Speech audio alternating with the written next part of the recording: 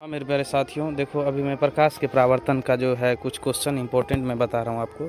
देखिए पहला क्वेश्चन है कि मोटर कार के हेडलाइट में किसका प्रयोग होता है। तो मोटर कार के हेडलाइट में जो है वो आपको जो प्रयोग होगा ये हो जाएगा अवतल दर्पण का। किसका? अवतल दर्पण का। ये नंबर ऑप्शन हो जाएगा आपको, ठीक है। तो इसी तरह से आप इसको मेरे वीडियो पे बने रहिए। और देखिए दूसरा नंबर क्वेश्चन, यदि किसी अवतल दर्पण की फोकस दूरी f तथा वक्रता त्रिज्या r हो तो निम्न में से कौन सा संबंध सही होगा बच्चों। तो देखो ये f बराबर r/2 होता है। आपको पता है ना कि f बराबर क्या होता है, f बराबर r/2, ठीक है। आपको इस चैनल पर वीडियो पड़ा हुआ उसको आप देख लीजिएगा, है ना। तो f बराबर क्या होगा, r/2। तो देखिए इस किस ऑप्शन में है, ऑप्शन नंबर ए में, ठीक है। किस में है, ए नंबर में, ठीक है। यही होगा आपका ऑप्शन, ठीक है। और उसके बाद देखिए तीसरा नंबर क्वेश्चन है, काल्पनिक प्रतिबिंब होता है। तो काल्पनिक प्रतिबिंब बच्चों जो होता है वो क्या होता है, वो सीधा होता है। क्या होता है बच्चों, सीधा, ठीक है। ए नंबर ऑप्शन होगा आपका, ठीक है ना। तो देखो काल्पनिक प्रतिबिंब सीधा, जिस तरह से मान लीजिए कोई दर्पण है ना, इस तरह से। तो अगर वस्तु इस टाइप से रहे, है ना, तो प्रतिबिंब अगर सीधा बने तो ये क्या हो जाएगा आपका काल्पनिक प्रतिबिंब। आप याद रखिएगा कि सीधा बनता है, ठीक है। कैसा बनता है, सीधा बनता है। तो अगर यहाँ पे दर्पण होगा, कौन सा दर्पण में सीधा बनता है, तो एक तो समतल दर्पण हो गया आपको, कौन सा, एक समतल दर्पण। और एक देखिए एक उत्तल दर्पण हो गया, है ना। कौन सा दर्पण, उत्तल दर्पण। और एक अवतल दर्पण। तो काल्पनिक प्रतिबिंब तीनों दर्पण में बनता है। कितने दर्पण में, तीनों दर्पण में, ठीक है।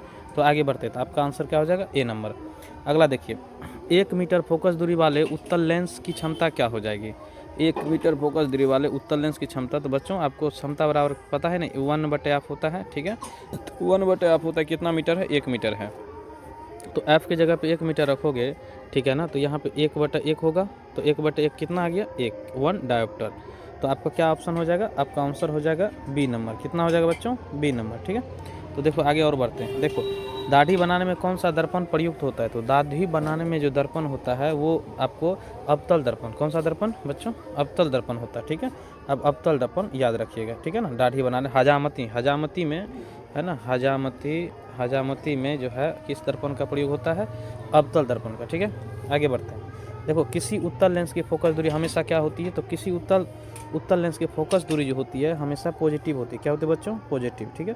तो पॉजिटिव जब होती है तो आपको पता होना चाहिए। देखो एक हो गया उत्तल दर्पण और हो गया उत्तल लेंस, ठीक है। आपको इस तरह से आपको पता करना चाहिए। मैं बता देता हूँ, देखो ध्यान से। देखो ये कौन सा, अगर पीछे बाहर से अगर स्थित हो या अंदर से स्थित हो बच्चों, देखो इसको बोलते हैं अवतल, है ना। ये क्या है, उत्तल, ये है उत्तल लेंस, ये है अवतल लेंस।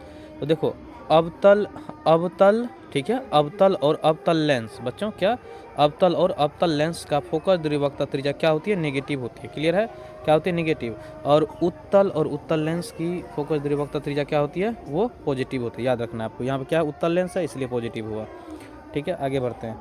किसी लेंस के द्वारा सिर्फ काल्पनिक प्रतिबिंब बनता है। तो किस लेंस के द्वारा सिर्फ काल्पनिक प्रतिबिंब बनता है बच्चों। तो अवतल लेंस के द्वारा सिर्फ काल्पनिक प्रतिबिंब बनता है। अवतल लेंस ना, अवतल लेंस इस तरह का होता है, ठीक है। इसमें इसके द्वारा सिर्फ काल्पनिक प्रतिबिंब बनता है। कैसा बनता है, काल्पनिक। तो आपका ऑप्शन क्या हो जाएगा, ऑप्शन बी नंबर, ठीक है। आगे बढ़ते हैं। देखिए 8वां क्वेश्चन है, समतल दर्पण द्वारा बना प्रतिबिंब क्या हो जाएगा, है ना। समतल दर्पण में सिर्फ काल्पनिक प्रतिबिंब बनता है। कैसा बनता है बच्चों, काल्पनिक प्रतिबिंब, ठीक है। काल्पनिक प्रतिबिंब पता है ना आपको, समतल दर्पण है ये। तो जहाँ पे इतना दूरी पे ये वस्तु रहेगा, यहाँ पर भी इतना ही दूरी पे बनेगा, दूरी दोनों का दूरी सेम रहेगा, ठीक है।